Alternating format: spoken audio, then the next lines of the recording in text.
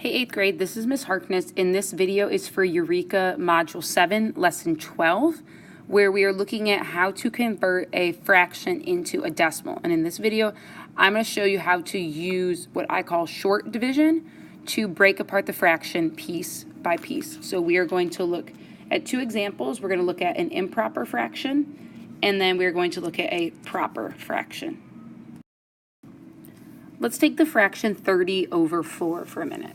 I know that 30 is not divisible by 4 because 4 times 8, that's 32, and 4 times 7 is 28. So 28 is as close as I can get.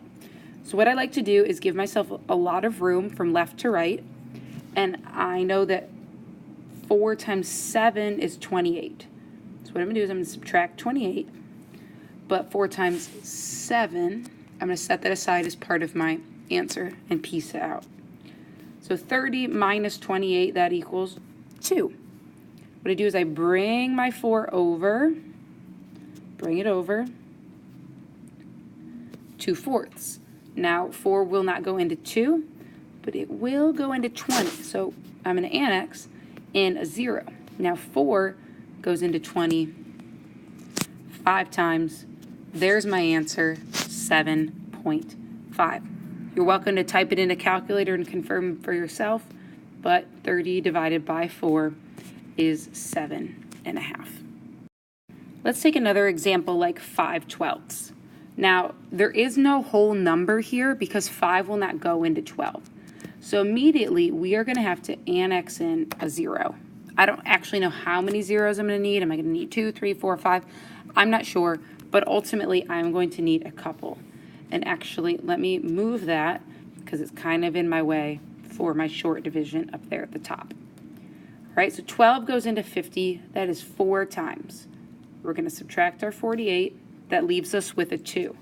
I'm going to slide my 12 over and keep it as my denominator. Let me pencil in another 0. 12 goes into 20 one time. You take away that 12, leaves me with an 8. Again, I'm going to slide the 12 over, 8 over 12. Now I ran out of room, so I'm just going to move it down here, 8/12. I have to annex in a 0 again, so that's going to be this number. 12 goes into 80. Maybe I'm not sure, so I'm going to do 80 divided by 12 on my calculator. That is 6 times. 12 times 6 is 72, which leaves me with a 2.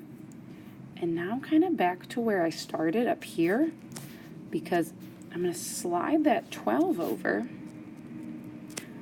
and I have 2 over 12 again. And in theory, I would annex in a 0, right?